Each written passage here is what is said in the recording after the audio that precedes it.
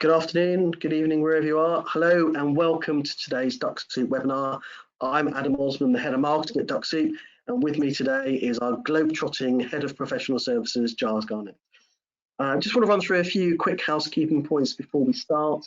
So this is a very practical, business-focused webinar looking at how to use lists on LinkedIn and Dux Soup, of course. And whilst Giles will take you through all aspects of building and using lists on LinkedIn, this is not a deep dive into really core technical, geeky stuff, techie areas of Dux Soup. I just want to set that expectation from the start. So we've got everyone on mute. If you have questions, just pop them in the questions box in the GoToWebinar platform, and we'll answer any common queries and questions as we go along. And anything else that is specific for Giles we'll cover in a Q&A at the end. As always, the webinar is being recorded and will be automatically emailed out to everyone. It can take about 4 or 5 hours. So on to our speaker. I call Giles a globetrotter, and he recently attended 4 baseball games plus the PGA Golf in less than 2 weeks on a recent trip to North America. And I think you'll certainly hit a home run if you apply the tips and tricks that he's going to talk about today. I think lists are at the heart of everything you do on LinkedIn. How you get at and use that data will probably drive how well your lead generation, your awareness, your outreach will actually perform. And I think this webinar has got everything, something for everyone. People are very new to Dux Soup and LinkedIn, and I think even experienced users will probably still be able to pick up 1 or 2 tips and tricks. So without further delay, I hand over to Giles. Awesome. Thank you very much, and good morning, good afternoon, and good evening to everyone wherever you may be in the world. And thank you once again for joining us in the latest of our series of free webinars. And for anyone who's new to Dux Soup, my name is Giles Garnett, and I'm Head of Professional Services here at Dux Soup, and I've been presenting these webinars for Dux Soup now for the last, I think it's 3 years now, something like that. Adam, thank you ever so much for your fantastic impersonation of Joe you just did. Joe unfortunately was unable to join us at short notice, so Adam has willingly stepped in there. As Adam's mentioned there, we're going to look at the importance of finding good lists in LinkedIn and what different lists you can run Dux Soup against. I know we always mention, this word around lists. Well, what does that mean? I'm going to talk through all the different lists that Dux Soup will recognise that you can run Dux Soup against, and how to create your own custom lists as well. It's applicable to all Dux Soup users, so that's Pro and Turbo. And yeah, get your questions in on the questions box there. And Adam will answer what he can. If you've got other questions, there's an email address there on the screen that you can see there, which is the link to our support pages, our support team. So you can always reach out to them if you've got questions not relating to the webinar, but relating to Dux Soup, of course. So I'm literally just going to do a very quick Dux Soup intro for anyone who's new to Dux Soup, anybody who's new to these webinars, the importance of the lists and what lists to use, and with Dux Soup, how to use them. We'll do a bit of demo, a bit of slideware, but we'll try and skip through the slides because then we get onto the more interesting stuff, which is the demo stuff, which I think most people find more valuable. But do get those questions in while I'm chatting away. So, Dux Soup, it's easy to find, attract, and engage with your prospects on LinkedIn. You can automatically view LinkedIn prospect profiles, endorse skills, follow activity, send personalized messages. For anybody who's new to Dux Soup, this is what it does. With Dux Soup Turbo, you can set up drip campaigns to your prospects and enroll people into those campaigns, and you can also integrate directly with a number of different platforms, HubSpot, Pipedrive, SharpSpring, and anything through Make and Zapier as well. There's a whole raft of possibilities that are available if you use Dux Soup. It's a Chrome extension and it's compatible with some other browsers as well, and it allows you to mimic human behavior on the LinkedIn platform. You define the list, and we're going to come on to the lists in a minute. You want Dux Soup to process, and then you get Dux Soup to run your chosen activities against that list. And from keeping your LinkedIn account safe point of view, the human behavior aspect is incredibly important.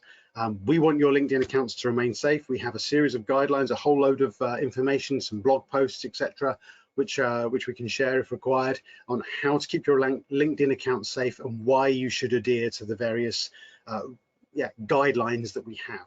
Worst thing that can happen, of course, is that you get your LinkedIn account gets suspended, because nobody wants that.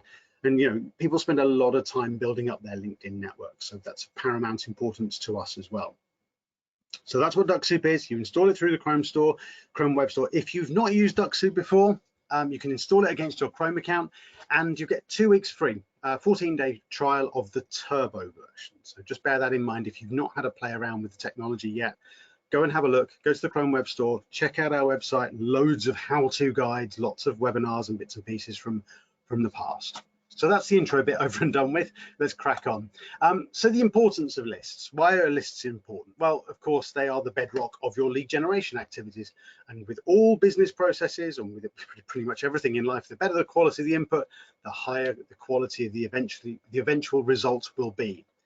You spend more time upfront finding and creating good quality lists, you will have more success. Simple as that. And this relates to all LinkedIn activities, be it expanding your network by reaching out to 2nd and 3rd degree connections, or even just re-engaging with your existing 1st degree connections. Should always be a link between how you found the people that you're engaging with, and I'm starting to sound like somebody from Madagascar, found the people. I'm sorry, and the campaign or messaging you've created. It's always really important to consider that. So using the correct lists will allow you to truly target your audiences and your objectives. Make sure you're using correct lists, and I'll go through the variety of different options that you have in a minute, and ensure you're segmenting correctly. The messaging can be quite specific, and if you're Dux Soup Pro, if you're using Dux Soup Pro, you create your invites or your direct messages according to your list. If you're using Turbo, you can create entire campaigns with the specific focus relating to the target group. Remember, if you've got Dux Soup Turbo, you can create as many campaigns as you like. Still 12 steps in a campaign, always a maximum of 12 steps, but you can create as many campaigns as you like. So you can segment to your heart's content, make it look as personalized as possible. The more genuine it looks, the more chance of success you have. So, ready for your list? The list of lists, here we go. These are the lists that Dux Soup can recognize. We have got in Sales Navigator, in regular LinkedIn and Recruiter, we've got search results, simple search results. That's a list that Dux Soup will recognize.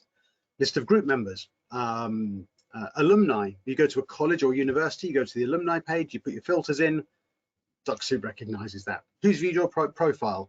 I could read through all of this lot, but that's probably a bit boring actually. Let's find the interesting ones here. Shared connections. You can, some people put this on private so you can't see it, but if you've got somebody who you are connected to, who's maybe they're an important figure in your industry, or perhaps like, you know, and you think, oh yeah, this is a good person to have a look. With a lot of people, they're not aware, you can hide it, but with a lot of people, you can go in and you can see who they are connected to. So you can see who your shared connections are. That can be a great one for getting your foot into the door, perhaps with a competitor, so perhaps with another business in another part of the country, perhaps. So that's a really good one as well. The drop down when you press who's liked or reacted to a post, that's another one. We've also got the lead lists in Sales Navigator, and then of course project lists in Recruiter. And then the one that really people forget about, but it takes a little bit more effort to build, of course, we can create customized CSV files. And create your own CSV files. There are some other lists as well, which are not LinkedIn specific, but they are Dux Soup specific. So you can also run Dux Soup, for example, from a tag search. And if you're wondering what I'm saying by tag search, maybe you've not attended enough webinars. But yeah, if you go into LinkedIn and you go into Dux Soup and you do a search by tag, you can run Dux Soup against that list as well. So it's any page where the Dux Soup icon turns green. And there's another one as well, which I've just thought of. There's the X-ray search. So something we don't often talk about on the webinars, but if you're running a free LinkedIn account, you will at some point reach a limit as to how many searches you can carry out. We have the option to use what we call the X-ray function in Dux Soup, which allows you to carry out effectively a Google search for LinkedIn profiles. Dux Soup will recognize that and the icon will turn green, and you can run your actions against that as well. So that's something I will try to remember to add to my demo in a second. So those are the lists that you can run your Dux Soup automations against. So we will probably be referring back to this, especially when I'm going through the demo, because there's quite a lot to cover here. So we'll try and touch on all of them, at least to give you some examples there. So what do you do with these lists? Now, as long as the duck is green, as long as he turns green there in the top right hand corner when you've got your extension loaded, you can run your automated actions. And if you've got Turbo, of course, that can be enroll profiles into your campaign. If you've got Pro, then it would be Visit or Visit and Connect, but you can also run Scan as well, grabbing that high-level data off the list as well. Now, there's a little note here. Be aware of infinite loading pages. Sounds a little bit cryptic, doesn't it? Those are the pages that, as you scroll down, LinkedIn loads up a bit more and loads up a bit more and loads up a bit more. Eventually, Dux Soup will time out when it's going through that. It takes quite a long time, but eventually, if you're running through an infinite loading pages, and I'll show you a couple of examples, then Dux Soup will time out. So we have a recommendation there that if you're running from those sorts of environments, is to scan that list first, download it, and then use the revisit tool. And again, if I'm using terminology here that's a little bit too much for some people, then just stick a question in and we'll cover it in the Q&A at the end, no problems at all. So that's what we can do with our list. We wait for the icon to turn green. Consider all of these actions as lead gen actions. So of course we've talked about, you know, enrolling and inviting. Now that's the usual actions. You want to grow your network, you want to send out an invite, you want to enroll them into a campaign. Consider all the other actions you can do as well. LinkedIn is an environment where people are engaging in different ways. You could just visit a profile. You could turn all your other options off, and you know, you've got a list of maybe 300, 400, 500 people. Go and visit them all. As long as your visibility settings in LinkedIn are set correctly, your target will get a notification that you've engaged with them in some way on LinkedIn. That'll appear in their notifications. You could follow them. Again, they'll get a notification. And remember that Dux Soup is also gathering data for you that gets cached in your browser for each and every single profile that you open. So you can always download that data and have a look at that later. There is one option that you need to make sure that's enabled in the Dux Soup options to make sure that it's caching the data for you. But you know, don't just think it's about sending connection requests. We all know about limits. We all know about invitation limits and visiting limits, etc., etc. So invitation limits is the main one. If you're out of invites, there's no harm in just going and just auto visit, you know, a few hundred profiles. LinkedIn expect you to do that, especially if you've got a paid LinkedIn account. They're expecting you to open hundreds of profiles on a regular basis. So just consider those options as well, as not just thinking, oh, I've got to invite, I've got to invite, I've got to invite. No, you can also do these other things as well, because all of it is of value. The most obvious one that everyone uses, the most usual place that people go to, of course, is the search result. And this is in regular LinkedIn, in Sales Navigator or in Recruiter. Always make use of as many of the filters as possible. You know, if you're in regular LinkedIn, you've got that sidebar, you've got all the different things there. You can use the industry, etc., etc. The profile language. Make use of the keyword search as well, and do use the Boolean search terms. If people need explanation about that, put it in the questions, and we'll come to that at the end, because I've got a couple of backup slides if we need to.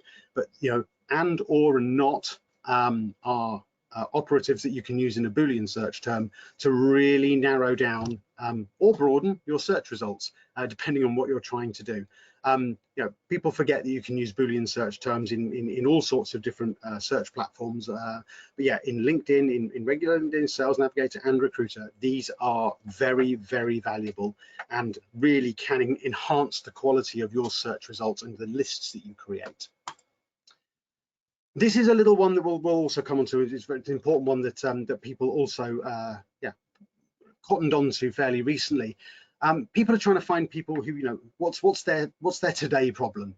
How can I engage with them, and how do I know what they're interested about today? Excuse my lack of ability to put sentences together there. Event attendees. So you can always find a list of people who've registered for an event on LinkedIn. This is great. You have to register for the event as well, but then you can search the population of people who've registered for the event as well. A great way to make sure you're engaging people who are engaging with people who have certain interests and problems that need solving now. And I'll show you an example as to how that works. And that's available in just regular LinkedIn as well. So that's something we'll come on to as well. It's just a really useful one, which I'm seeing used more and more to specifically target people. Previously, we talked about, you know, for example, targeting groups. Groups are a great way. Yeah, hey, you're in such and such a group, you've got this interest. Most people join groups and then maybe forget they've joined a group. Some people join hundreds of groups and never engage in them, but yeah, they just do it to make themselves, I don't know, feel good about themselves. Who knows? But you know, very often those groups are very static. Events are incredibly dynamic, and you get to see the population of those events. So we'll come on to that one as well. Let's crack on with some demo. Let's do that. So we'll go into regular LinkedIn, and what we're going to do is we're just going to carry out a search. So here, for example, I've got a Boolean search term here. I've got web and developer or designer, and I've got not student. If I click see all results here and I press the people button, this is just in regular LinkedIn. There we go. I've got nearly 6 million results here. One thing to remember, of course, if you are in regular LinkedIn, you are only seeing the first 1,000 results of any search. It's just a limitation of regular LinkedIn. If I do this search in Sales Navigator, I see the first 2,500, 2,500. There we go. Dux Soup icons turned green. I can now run my chosen Dux Soup action against this list. Now, if I've got turbo, I've got the tricks widget here on the side, which we won't spend too much time on today. That's for a turbo webinar, I think. But here I've now got my option to enroll them into a campaign. If I've got turbo, I could visit the profiles, literally just visiting them, opening getting Dux Soup to open their profiles and gather data for me. Or I've got the option to visit and connect, or indeed scan the list. Remember, scanning doesn't open profiles. Now, I mentioned just now about getting data about the prospects if I will go and carry out my visits. The option that you need to make sure that's enabled if you want to get that data cached in your browser, you go to your Dux Soup options here in the top right hand corner. Let's zoom in a little bit because that might be a bit small. There we go. And here under the browser option, there you are. Make sure you've got that box tick there, the record profile data. That means that the profile data that you are, the data around all the profiles you're opening is being cached in your browser. So you see here, I've got this counter of 2,716 profiles. That's all the data that I've got cached in my browser at the moment. So covered a couple of things there. We've got our regular LinkedIn search result. Now I can do exactly the same in Sales Navigator, but if I wanted to narrow this down, I would use, of course, all filters here. Maybe I just want to look at second degree connections, people who are based here in the Netherlands. Maybe I want to specifically look at, I don't know, software development and IT and technology. And let's just add a couple more there. There we go. And we'll go, web development and design. There we are. So I can now narrow my search down a little bit more. There we go. That's a good result. I've got 319 results meeting my criteria here. I am under that magic 1,000. So I know I can see my entire result here. I've got 32 pages. LinkedIn will only ever show you 100 pages. And here I've got my keyword search. I've put in some filters there. That would be a really good search result. Now, if I went to Sales Navigator and carried out a similar search in Sales Nav, let's go in there a second. I've got the same criteria in here, of course. It's giving me a slightly different result because I think because of the way that it's constructed the Boolean search here. But one of the things that you've got in here in Sales Navigator is very, very powerful. Here under the workflow section, this bit here, you can remove the people who you've already viewed or messaged. This helps you to narrow down. So say for example, you've got a search result of 5,000 people. I can't narrow it down anymore. You make sure you exclude anybody you've already viewed and messaged, and then every time it goes back in, it's going to clean up that sheet for you and just show you the people that you've not yet viewed. So you will get to see new prospects all the time, and it'll cycle through. So that can be a very, very useful thing to do there as well. One of the benefits, of course, of Sales Navigator is you can save your searches. That's really useful. I can save my search and I can get notifications about that. A lot of people forget that in regular LinkedIn, you can't save a search, but what you can do is bookmark a search. So if you just literally create a regular bookmark in your browser, that allows you to go back. You don't have to put all of that data in again and again and again. Just create a new folder of LinkedIn searches, label them. Great, I can go back in and visit them again. And of course, if you're using the history skipper and stuff like that in Dux Soup, it's going to only go out to the people that you're wanting it to go out to, of course, the people you've maybe not visited before.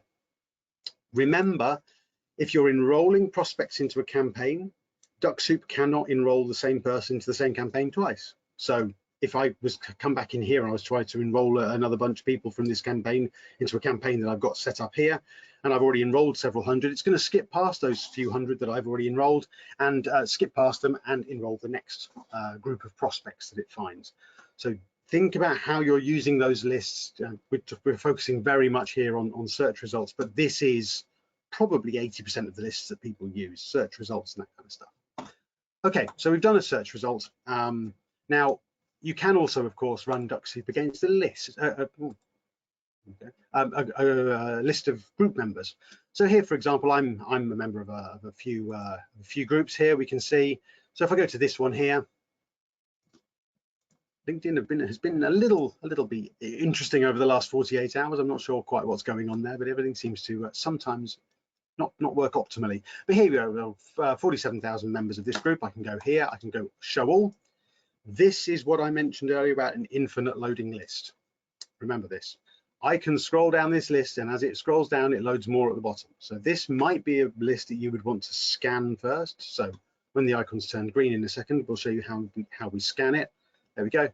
We click on the Dux Soup icon, we press the scan profiles button, and then Dux Soup's going to scan it fairly quickly and start downloading, gathering data around the people that it sees here on this page here. Once I've scanned it, I'm then going to show you the CSV file stuff as well. I'm not going to leave it to scan all 47,000. We might be here till Christmas, but let's not do that. So we'll stop the robot there a second. So we'll show you that data in a second. So if I've got regular LinkedIn, I can only see the population of groups that I'm a member of. However, if I've got Sales Navigator, let's just open a new Sales Navigator search here. I don't know, let's just stick it out. Let's click on lead filters. And if I go, they keep moving it. Where's it gone? Groups here, there it is, personal under groups. Now I'm not a member of, let's have a think. Manufacturing UK. I'm not a member of this group. I have no reason to be, but I can see here that there are 42,000 people who are a member of this group. I can run my Dux Soup action from here. This is just a group membership list. Because I've got Sales Navigator, I can see the population of this group and run my chosen Dux Soup actions from here. And remember, this gets shown as a search result. It's not the infinite loading list that we saw just now. This is just a regular search result. It's still 100 pages, 25 results on a page. I can run my Dux Soup actions from here. So this is a really powerful way of finding people. You know, what I would normally do if I was targeting people in the group, I would look for the group topic, I would look for the group membership, and then I would narrow it down probably by location and maybe looking at certain other keywords within that group. I wouldn't just go broad brush approach across an entire group membership list, for example, depending on what I was doing, of course. So that's our group members. We've also got alumni. We can go to a university or college. So let's go to our university or college. Let's go there. So here, for example, I go to the page of the university, college, business school, whatever it may be. And again, LinkedIn just being a little slow here. Please talk amongst yourselves while this loads. Interesting.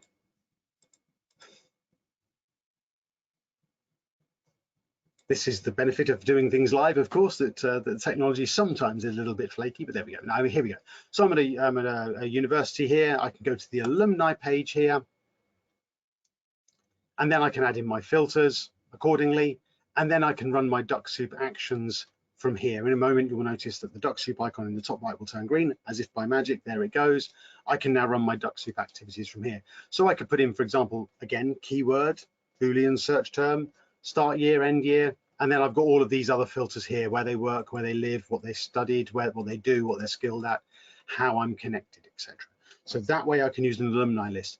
Exactly the same with the business page. If I'm using free LinkedIn, I can go in here and I can put in, I don't know, Coca-Cola, go to the people page here, do exactly the same. Of course, if I've got Sales Navigator, I can do that search against an organization here in the top. I could look at current company and do that there. So that's alumni and company pages. Views, who's viewed my profile? If I go to my home page, and I'll tell you what, this is a good moment to mention it. If anybody's not sent me a connection request, please feel free to do so. This is me on LinkedIn. Stick me a connection request on here, send me a message. Make sure you mention Dux Soup because I'm much more likely to react quickly. But yeah, please do feel free to reach out and connect with me on LinkedIn. Quite happy to engage with people who are using Dux Soup. If I go to, who's viewed my profile? That's what I was going to look for. So here we go. I go down here on the left-hand side. They've moved it, haven't they? They've definitely moved it. I think I can go to my notifications and see who's viewed my profile. There we are, see all views. So here we go. They've moved the analytics, but yeah, essentially I can now run Dux Soup against this page here. Again, in the moment, the Dux Soup icon will turn green, and I can run my chosen Dux Soup actions from here. There we go. Turn green. Off we go. We can now run our actions from here. So that's the views. Likes and reactions is a very powerful one. This one, if I go and find an article or something that's got a number of people who've reacted to, let's find, here we go. So I've got 263 people reacted to this particular post here. There we go. I can run my Dux Soup action from here, be that auto visit, scan, whatever it might be. I can run my action against here. I could do it against all 263, or maybe I only want to look at the 170 who've liked it. I can get Dux Soup to run against that. I can do the same if I had my own page. I could do page followers. I can do exactly the same there. Sales Navigator. I can go into Sales Navigator. If I've got my lead lists created. So here we are. I've got some lead lists. Rattling through these now. Here we go. I've got 30 people in a lead list. I can run my Dux Soup activity from here as well. Yeah, if I create if I'm building lead lists here within Sales Navigator, in a second the icon will turn green. I can run my action from here. So we've got all of these different options. Now we mentioned a CSV file earlier, and if you go to our support pages, and let me just put the support pages in here. If I type in here CSV, there we go. How to correctly format the file in Excel. CSV, common separated value file, which allows you to upload your data into Dux Soup. So you create a CSV file, and then you can get Dux Soup to run your actions against that. And it's as simple as doing this. You click on the Dux Soup icon here. You go down to the Revisit Data button here. And here we now drop our CSV file. And it has to contain a minimum of 3 columns. That's the URL of the prospect, the first name and the last name. If I click here, and I hopefully have got one here I can use, there we go. So here's some data that I downloaded the other day. I've got my CSV file here that I created from some visits that I carried out. I can now run my chosen Dux Soup activities from here. This works with both regular LinkedIn URLs, and if you're subscribed to Sales Navigator, you can also run it against Sales Navigator URLs as well. So you've got that option there. It gives you the ability to create customized lists. You can download, you can create a CSV file with any source of data. And I see a lot of people using sort of complementary pieces of software to create these lists, and then using the revisit tool here in order to automate their actions with Dux Soup. In order to scan a list, we looked at scanning a list earlier. I can now, if I click my download data button here, we see here I've got a whole load of scan data there that I need to clear out. But if I download my scan list here, and I just very quickly open this, there we go. There we go. And go down the bottom. So we can see here, these ones here, these lines here were the ones that I scanned from my list earlier. Now the reason you see slightly different data in here with each scan is because it depends where you've scanned it from. So these ones above I scanned from Sales Navigator. These ones below here I scanned from the group membership list, wasn't it, on regular LinkedIn. So here I can, for example, I could create a new file. I could put these people into that file, upload that CSV file, and then run my chosen Dux Soup activity from there. So we've got all of these different places to create our lists from. We then match up our messaging or our campaigns against those lists, or even we just say, turn everything off and just auto visit people. All of these things are perfectly valid ways of reaching out to people and engaging with them. Okay, so let's hop back to our slides. Yeah, so we've had a flick through all the different lists. Oh no, that was going to mention, that's right, X-ray. Thank you for nobody reminding me. So if you're using free LinkedIn, you'll sometimes see that notification that comes up that says you're out of searches. You've used up all your searches. If we now click on our Dux Soup icon up here, and we can go down here to our, where is it? Where's our X-ray? Oh no, I need to do it on a non-LinkedIn page, I think, don't I? There we go here. There we are. Find prospects with Google. If we go to a non-LinkedIn page, that's where we need to be. We go to our X-ray search here, and this effectively now allows us to be able to do an X-ray search. So here, I don't know where we want to look for CEOs based in, I don't know, Milton Keynes. No idea why. Why not? There we go. I can now run my Dux Soup activities from this list. In a moment, the Dux Soup icon in the top right hand corner will turn green, and I can run my Dux Soup actions from here. This is something that a lot of people forget about, and it's only really useful for those people who are using free LinkedIn who run out of search results, but it can be of value to people. And yeah, effectively, there you are, the icons turn green.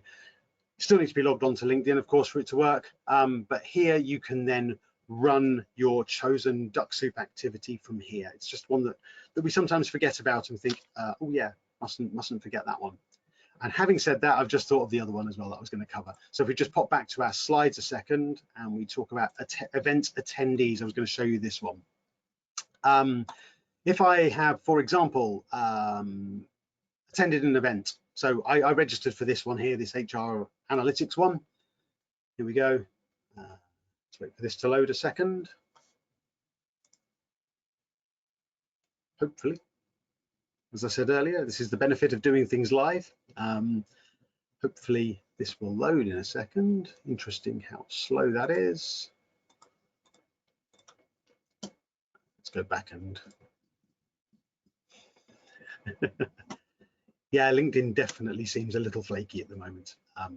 It's not quite behaving as it should. Let's load that up again. So here we go. Let's see what other events I've got here.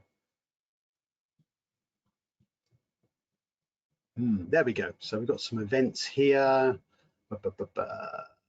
My events. So here we go. Ultimate framework in, I don't know which one this one was, but yeah, this is effectively an event that this is Tracy. Tracy presented for us earlier this year, of course.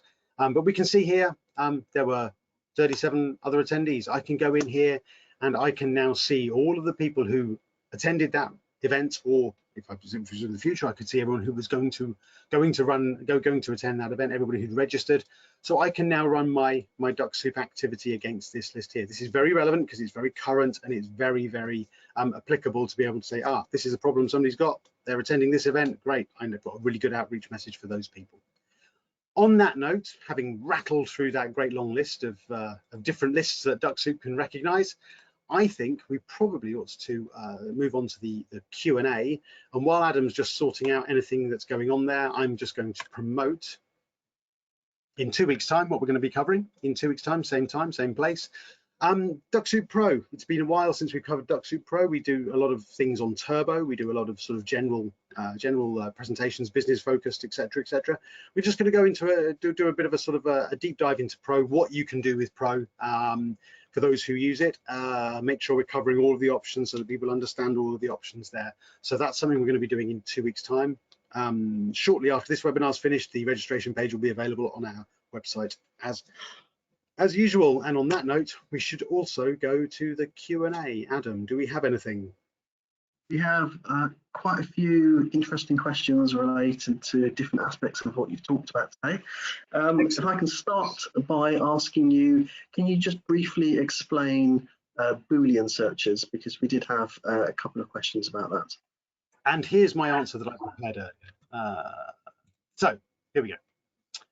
These are the operatives that you use with Boolean searches. You use and, or, and not.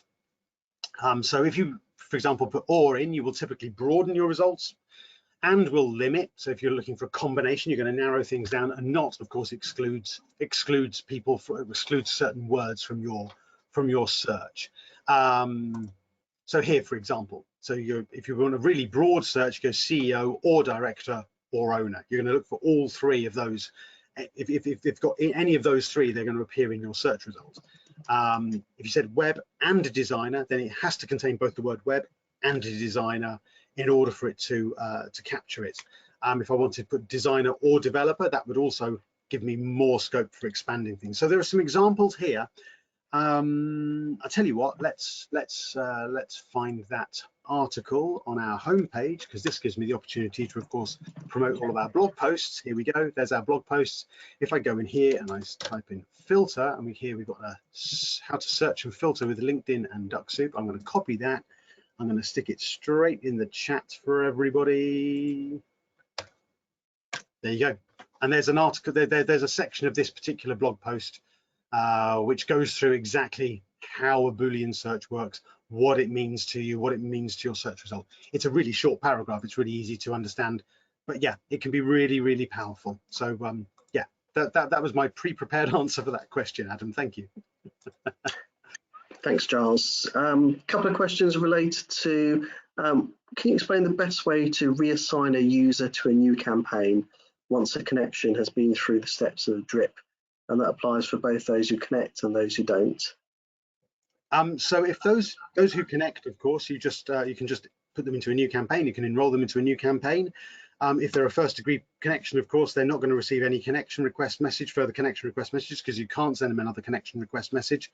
But they will receive any follow-ups of whatever other campaign you put them into. And we've talked about re-engaging with first degree prospects. So you can just literally go to their profile. Yeah, so open mine is fine. Yeah, and then you can just enroll them into a new campaign from the widget on the side that's going to load up in a second. You just enroll them into whichever campaign you want from your drop-down list there. Yeah, so that's one way of doing it. You can also do it from the funnel flow, because if in the funnel flow, and again, I'm probably maybe talking, yeah, I'm assuming here that everyone understands what I mean by the funnel flow. Here in the funnel, we go in here, we can, let's find some data. There we go. So here, for example, I've got people in this campaign. If I wanted to put people into a different campaign from here, I can literally just click on the LinkedIn icon, go to their LinkedIn page and enroll them from there. I can also enroll them from the tag tool. So if they've got a certain tag or label, I can go to the tag tool. I can go and enroll them into a different campaign from here. So maybe I've got, for example, I had a first degree campaign here that I was running. This was an outreach to existing first degree contacts. I could now enroll these people into I could bulk enroll these people into a new campaign if I wanted to here. If they've not if they've received an invite from you and you've already put them into a campaign, you need to withdraw your invite and wait at least 3 weeks before you re-engage with them. LinkedIn won't allow you to send repeated invites to people until you've withdrawn your invite and waited 3 weeks. So that's something to bear in mind. If people don't respond to you, you need to have that process in place to withdraw the invite, wait 3 weeks, and then put them into a new campaign. You can't put them in the same campaign. That's a Dux Soup limitation. And for anybody who's not aware, you can get Dux Soup to automatically withdraw invites here under your Dux Soup options. You can see here, we've got this option here to cancel pending connection requests after. Yeah, you can put what you like in here. So I usually leave mine at, it's either 1 or 2 months, depending on whether I'm what I'm testing. So mine's currently at 60 days. So if I was to turn this on, Dux Soup would automatically withdraw anything that's older than 60 days. Yeah, and then I would need to just basically go and put people into a new campaign. And yeah, as long as I've waited that 3 weeks, then I would be able to re-invite people again through another campaign. So, Giles, I think you covered the next question, which is all about what does enrolling a profile do. So the next question after that is, how do you find events on LinkedIn? You just do a search. Let's go in and have a look. Let's I don't know. Let's say what. Let's I don't know. HR technology. Go into HR technology. And what we should see here along the top in a second is an option to look for events. But obviously we can see that LinkedIn is not behaving itself. There we go. I've typed in a keyword and I can go to, okay, well, what events are there on? There we go. These are the events that are running at the moment relating to HR technology. It's as simple as that. You just do a keyword search, make sure you look for the events. That's the easiest way to do it, to be honest. And we can see here there are some that are in the past, and I can probably watch the recordings, or there are some coming up in the future. So yeah, just use your keyword search, go to events and see what's happening. Thank you. Next question, what does impressions mean, and can we make a list of them? What does impressions mean, and can we make a list of them? I'm assuming that means the number of profile views, I guess, is what you're talking about there. Oh no, impressions. Yes, the number of times that the number of times that your post has appeared on someone's screen is basically, I think, what you're talking about there. Yeah, I don't have a huge amount of information around that, but maybe that's something I can check with the support team. But it basically means the number of times that your post or article or whatever it may be has actually been rendered on somebody's screen and appeared on someone's screen. So yeah, that's usually what that means. Next one, how do I add a CSV file to a drip campaign? How do I add a CSV file to a drip campaign? You basically, okay, well, we'll just we'll go to our revisit data button here. We'll select our CSV file here. There we are. I've got the one that I created just now. There we are. That's our CSV file there. So basically, what we need to think about is how do I enroll people from a CSV file into a campaign? This is the way you do it. I've got my CSV file here. There we are. My icon has turned green at the top. And now I say to Dux Soup, right, enroll some people into this campaign. It didn't turn green, so I don't think it loaded up properly. So well, let's do that again, because I think let's use the other list, because I know the other list was working better. That one there. There we go. So here I've got my CSV file. We wait for the icon to turn green and Dux Soup to say at your service, and it's now not going to say at your service, is it? Basically now I would hit the enroll profiles button. I would select from the drop down list whichever campaign I want to put all of these people into, and then it would run from there effectively. And again, it's a live webinar, so not everything's running completely smoothly. But effectively, that's where you add content to the CSV file to a campaign. There we go. It's there. We are. Now that's better. There we are. So now I say, right, whichever campaign I want to put them into. Yeah, it doesn't matter which one. Maybe it's that one. Then I select how many I want to put in there. Back to our daily limits, keeping your account safe, etc., etc., etc. How many invites we're going to send out per day? I think I'm currently sending out 40 a day. Maybe I want to queue up a week's worth. I put in 200 here. Press OK. I'm then queuing up 200 people to go into my campaign. Brilliant, thank you, Giles. Next one, if you are running Dux Soup against likes and reactions and you enroll those leads in a campaign and you're already connected or are in another campaign, how does Dux Soup handle that type of scenario? I guess what they're saying is you don't want to retarget someone you're already connected with or who might already be in another campaign. Yep, that's where you've got to be careful and look at the degree of separation that you have from that person. That can be sometimes, if you've got a lot of people who you are connected to in that list of reactions, that can be where you would scan the list, edit them out, and then use the revisit tool.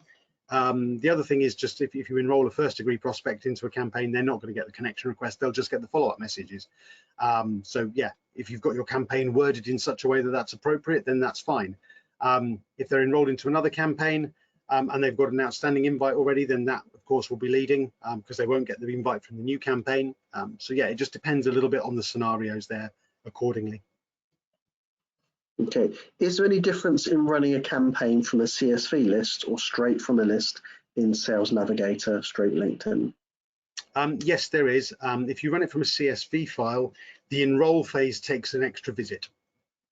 If you do it directly from a search result, Dux Soup can grab enough data from the search results in order to enroll or skip past them immediately. Whereas if you do it from a CSV file, it has to open the profile to do the enrollment, and then it carries on with the contents of the campaign. So it's like an extra step.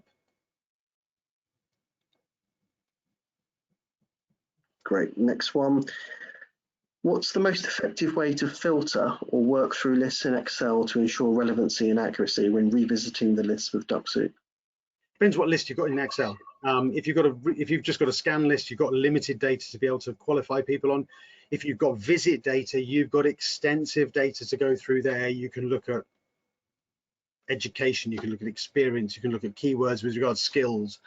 Yeah, it depends on what data you're looking at, to be honest. If you're using CSV files, yeah, it depends on what information you've got in that file as to what would be most useful, and of course that would depend upon the personas you're looking for. Yeah, very difficult to say, but the more data you've got, the more qualified decision you can make, of course. Brilliant. Someone's asked, I'm unclear how visiting a LinkedIn page is helpful when most folks can't see you visited unless they have paid for features in LinkedIn. Some people get, you get some notifications through. If you've got a free account, you'll of course you'll be prompted to get more data. You'll be prompted to pay in order to get that data. But you do see limited information if you've got a free account. It's one of those things. If you follow people, they do get a notification. So if you're landing their followers, then they do get a notification even if they've got a free account. So next one, using LinkedIn Navigator, will Dux Soup connect with the entire list or only those shown on the page 1 of the results? No, it will scroll through automatically. Depends on what you're doing. But if I just come out here a second, navigator, there we go. So it depends what you're doing. We go to our lead filters here. Let's just do,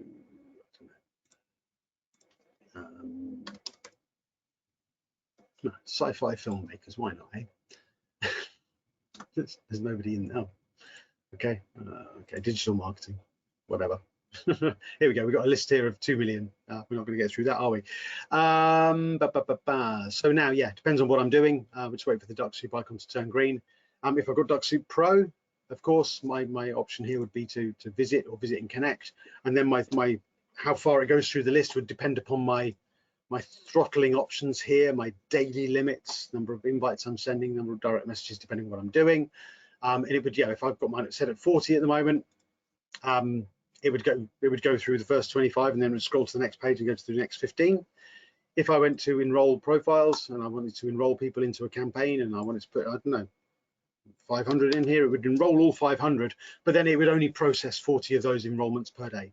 It would only send 40 invites out per day. So yeah, but it does scroll through to the next page automatically, especially in a search result. And that is the best way to run Dux Soup. Best place to run Dux Soup from is from a search result, as most data is available there. Okay, someone has asked a question. She has a list of subscribers for her newsletter on LinkedIn. Can she run Dux Soup against that list of LinkedIn members? I have no idea. So we'll have to look into that one. We'll take that one away, Adam. Okay. We can get the details about who asked the question. We can get back to get back to the individual concerned. Yeah, okay, I can see her name here. Next question. On a post for an organization in LinkedIn, can Dux Soup find and make a list from impressions? Not currently, no. If you want to request such things, you can go to our user suggestions page, which I will put in the link for. Here we go, there's our user suggestions page. I'll stick this into the chat so hopefully everyone can see it. Oh, there we go. There we go. There you are, that's our user suggestions page. Please add anything that you're thinking of that you think, oh, I'd love to see that feature. It might be in here already, just might need an extra comment or an upvote. This is what drives the development of Dux Soup. We use this to be able to make sure that we are listening to our audience and meeting the requirements. And of course, the more things get upvoted, the more likely they are to get implemented from a product point of view. If you stay on that page a second, Giles, I think someone's asked a question about when is cloud-based version becoming available. Again, encourage people to come to this page, upvote it. The more votes we get, the faster it goes, bubbles to the top of the list, I suppose. Yeah, absolutely. There's a couple of items here that are pinned, and we have got some exciting developments going on in that area at the moment. So hopefully we'll have some good news for people relating to that kind of topic later in the year. Okay, back to lists. Based on the type of search and which paid version of LinkedIn you have, can you share what fields are brought across? We've got a support article, I think, which summarizes all of that. Let me have a think. I think it's in here.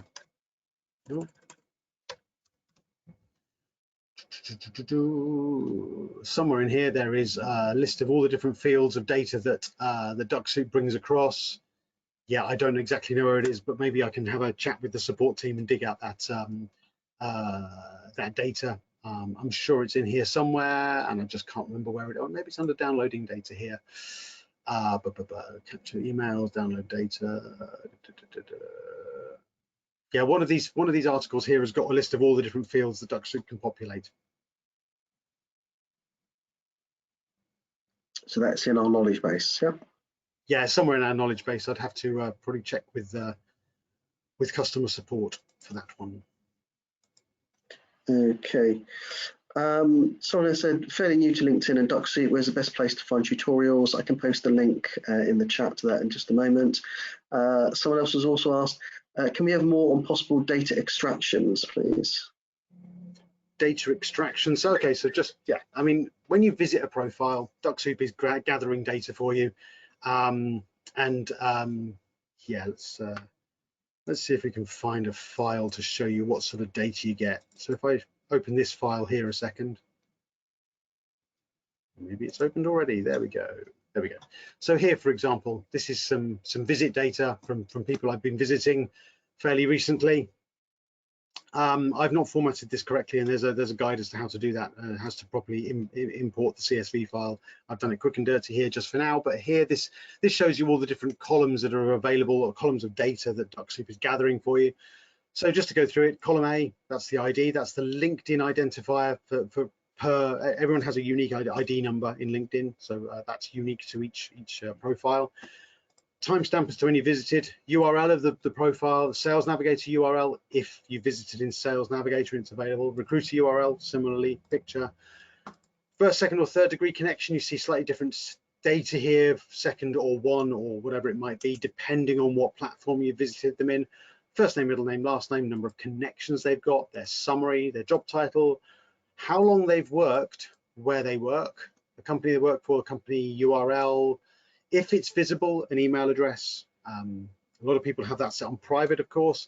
Phone number, if available, instant messaging, Twitter, location, industry.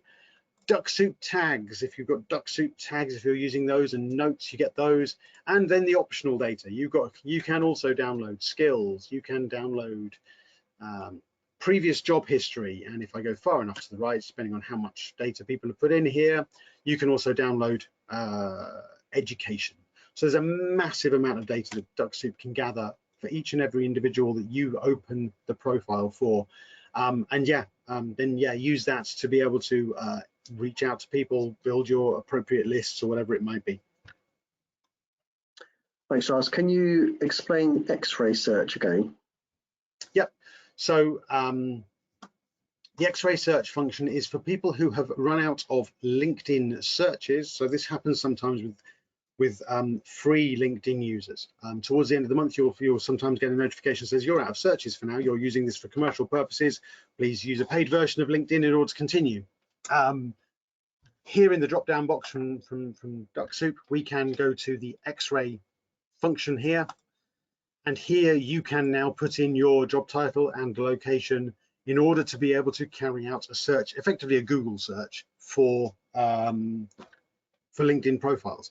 So if I put in here, like I did earlier, CEO based in, I don't know, Truro, UK, I don't know, who knows? Let's see what it comes up with. So there we go. I can see now I've got 41 results of people who are based in the Truro area in the UK. I can now run my Dux Soup activity from here. I don't have to do it through a LinkedIn search. It's just another way, it's another tool that we've been able to give you in order to carry out further searches. There you are, the icon's just turned green. If you run out of your searches in LinkedIn. Of course, if you can search in LinkedIn, use the search in LinkedIn, because you've got many more filters. Here we've just literally got job title and location. That's all you can do. But it gives you a way to be able to reach out to people if you need to, and you'll run out of your searches in free LinkedIn. Brilliant. I think it's a pretty powerful feature, given the limits in place. One as well. People forget about that one. Okay, when I do connection requests and there may be over 2,000 to connect, how do I restart the connection request if it reaches its limits, such as 75? If you keep the tab open, it'll carry on from where it left off. Keep the tab of your browser open, and Dux Soup will just snooze until the following day when the planner's active. It'll then just carry on from where it's left off. The other thing to think about, though, is if you shut your computer down, or you shut your browser down or whatever, make sure your browser settings to open up where you left off. So yeah, that's, if I just show you where that is. If if you go into your browser and you go to settings here, and on startup here, make sure you've got it set to continue where you left off. So if I was to accidentally close my browser now, or if I was shutting down for the end of the day, tomorrow everything would open up exactly where I was before. So if I was on page 4 of a search, it would open up to page 4 of a search. Dux Soup would start from the top of that page and continue from. You'd have to start it again if you close the computer down, for example. Of course, you'd have to start the robot again. But if you left the computer on, then Dux Soup would snooze and it would wake up automatically and carry on from where it left off. Brilliant. Last few questions. Can it automatically withdraw and also resend the invite after 3 weeks? No, you would need to, or you would need to trigger that resend. You can auto withdraw the invite, yes, but then you would need to put them back into a campaign or have a process whereby you had a a way of tracking these things, so that you could say, okay, maybe I go, after I withdraw 1 time a month, and then once a month I then put people back in, for example. That way, that would be the way to do it. Got an interesting question here. When using Dux Soup with Pipedrive CRM, do you have any important remarks to take into account in general? Important remarks to make. Yeah, use it. It's awesome. Pipedrive. How I use the CRM integrations with Dux Soup relates to making sure I only have the data that I want to be in my Pipedrive. Some people want all of their data, everything they ever visit in LinkedIn, to appear in Pipedrive, but actually what I find out is, because Dux Soup gets so much data and it gathers all of this information for you, you can sometimes be somewhat overwhelmed with it. Yeah, it's a little off topic, but let's just go to the Dux Dash a second and go to our CRM connections over here on the left-hand side. So I've got mine set up here to only bring across people who are connected. I'm only interested in first-degree connections being in my CRM personally, just how I work, how I would like it to be. You've got the drop-down box here where you can choose what data you want in there. Some people say, yeah, they want it connected and tagged, so it's only people who've definitely gone to a campaign. They've got this, maybe the system tag or the campaign tag, for example, against them. I personally like to have all of my connected profiles in there, and then it's up to you whether you have the messages or not. And this can be a privacy thing. It depends on whether you want that information shared potentially with your colleagues in your CRM. I like to have the messages that I'm exchanging with people visible in the CRM, because then it's visible for everybody. What's the status of my contact here? What messages have been exchanged, and then it's visible so that people can then see exactly how things are progressing. Personally, how I work, but everyone has their own way. I also make sure I have this update contact after connecting. So that means that when somebody goes from being a 2nd or 3rd degree connection to being a 1st degree connection, Dux Soup will trigger an auto visit, gather that data, because when they become a 1st degree connection, they're more interesting. So it gets their email address if it's visible, etc., etc. Next one, I think I can probably answer this. Can you use LinkedIn as usual whilst Dux Soup is running in the background? That's a no-no, isn't it, Giles? To be ultra safe, it's a no-no. Yes. Make use of the planner to have certain times in the day when you're happy for Dux Soup to send out messages. I mean, I'm being here ultra cautious. There are many users who use, for example, who leave Dux Soup running all day and they use LinkedIn on their phone, or they may be using Dux Soup is running in sales navigation, they're using regular LinkedIn, and they have no problems at all. We're just being ultra cautious here in advising people to not do parallel activities. The reason being because it may look to LinkedIn like there's more than one person on the account, and that's when LinkedIn will potentially raise a red flag. You're sharing your account with somebody, so we're going to kick you off. Make use of the planner function to have times in the day when you're happy for Dux Soup to send messages, send invites, etc., etc. And then certain times of the day when you're manually active on LinkedIn. Might as well show it here in the options. This is the planner. You can see here I've got certain times in the day. So here, where are we? Tuesday, 6 o'clock. Yeah, mine's currently in snooze mode. I don't want the robot popping up and doing stuff in the background while I'm presenting a webinar. Great. Can you search by age or income? No. And gender. Sorry, switching into Dutch. And you can't search by gender either. You can search filters. You can search by experience. Okay. You can use in Sales Navigator. You can look at years of experience. That's one thing there. Now, a while back we did a webinar whereby we showed you exactly, for example, how you can use a tool called Gender API. Gender API, you can basically, well, how we've used it in the past is you go to a list like this, you'd scan the list, you have your CSV file, you upload your CSV file into Gender API, and Gender API basically says, yes, this is male, this is female, this is male, this is male, etc., etc. And then you can split your list into male and female. That's one way of doing it, but you can't do it by age or gender or salary here. You might be able to do salary in Recruiter, but I don't have a Recruiter account, so I can't hand on heart say that. Last few questions. How do you do the search with the email address? Is that using the scan feature? How do you do a search by email address? Not quite sure. I'm guessing they're saying if I've got a list of email addresses, can you use that to build your list? I think you can upload a CSV file into LinkedIn and do it that way, I think, if I remember rightly.